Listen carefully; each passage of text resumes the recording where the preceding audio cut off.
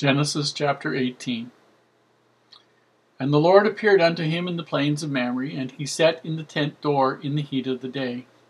And he lifted up his eyes and looked, and lo, 3 men stood by him. And when he saw them, he ran to meet them from the tent door, and bowed himself toward the ground, and said, My Lord, if now I have found favor in thy sight, pass not away, I pray thee, from thy servant.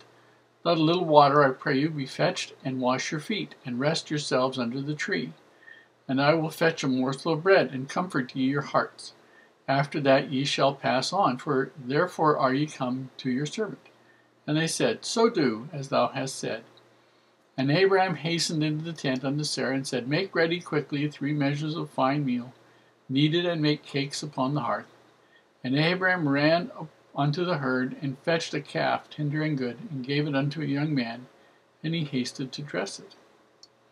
And he took butter and milk and the calf which he had dressed, and set it before them, and he stood by them under the tree, and they did eat. And they said unto him, Where is Sarah thy wife? And he said, Behold, in the tent. And he said, I will certainly return unto thee according to the time of life. And lo, Sarah thy wife shall have a son. And Sarah heard it in the tent door, which was behind him. Now Abraham and Sarah were old, and well stricken with age, and it ceased to be with Sarah after the manner of women. Therefore Sarah laughed within herself, saying, After I am waxed old shall I have pleasure, my Lord being old also? And the Lord said unto Abraham, Wherefore did Sarah laugh, saying, Shall I of a surety bear a child, which am old? Is anything too hard for the Lord? At the time appointed I will return unto thee, according to the time of life, and Sarah shall have a son. And Sarah denied, saying, I laughed not, for she was afraid. And he said, Nay, but thou didst laugh. And the men rose up from thence, and looked toward Sodom, and Abraham went with them to bring them on the way. And the Lord said, Shall I hide from Adam that thing which I do? Seeing that Abraham shall surely become a great and mighty nation, and all the nations of the earth shall be blessed of him. For I know him, that he will command his children and his household after him, and they shall keep the way of the Lord, to do justice and judgment, that the Lord may bring upon Abraham that which he has spoken of him.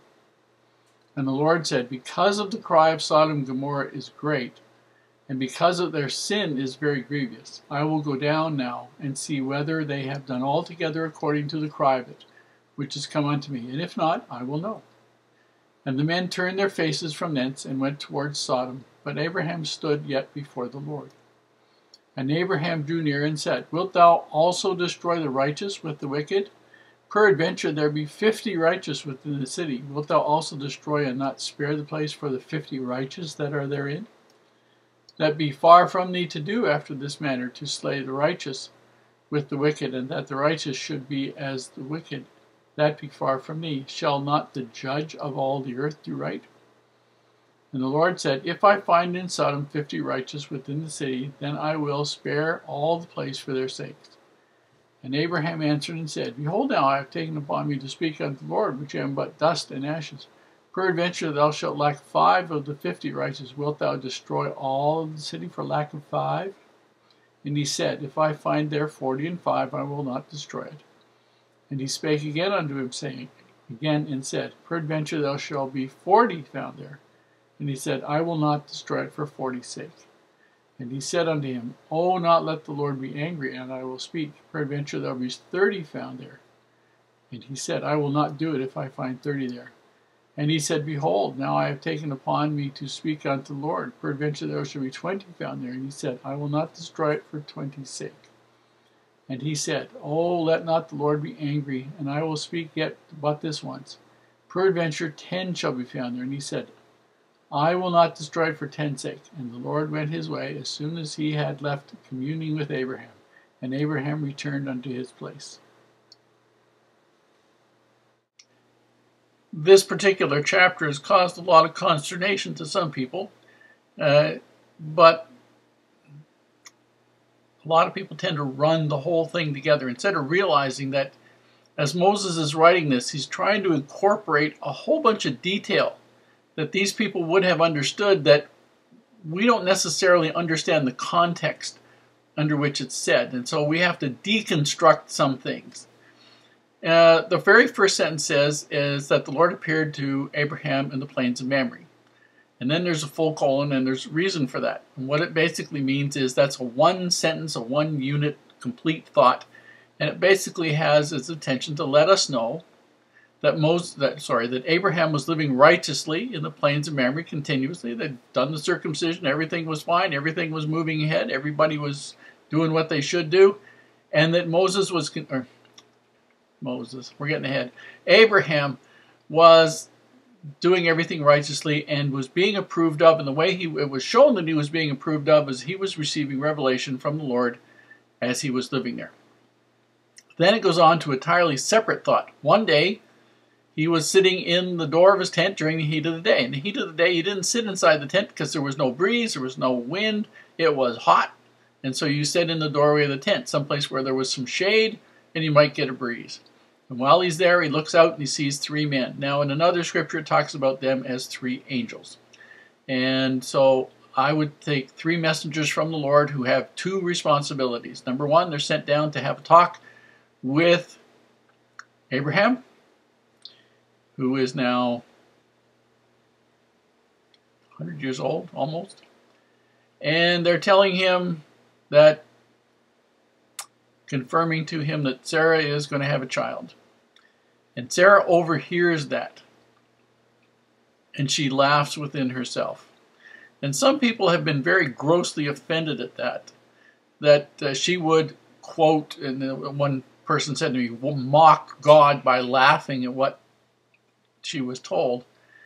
But you got to understand what Sarah's circumstances were. She had been 70 years without having children.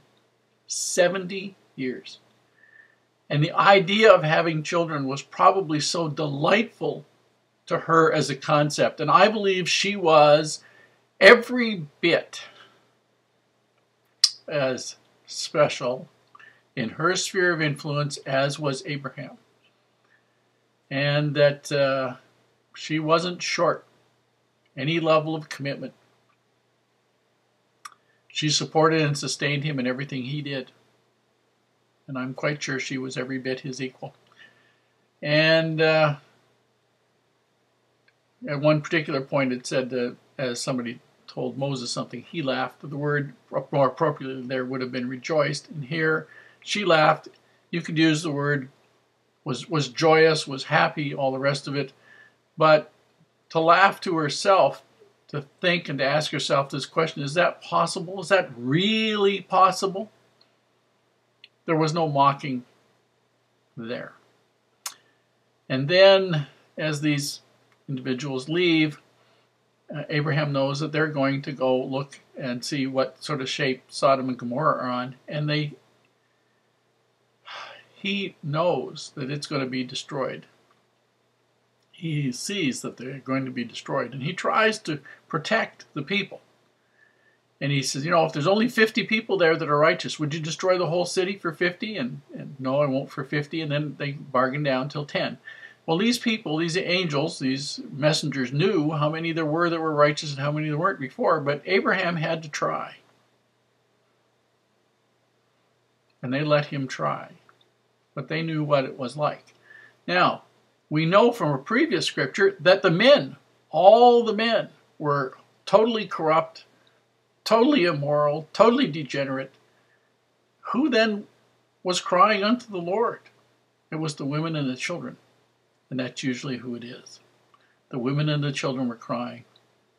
And the only way the Lord had to solve the problem was to destroy the cities, to destroy the source of the evil, and then to look after the righteous who came home to him. Sometimes that's all we leave them.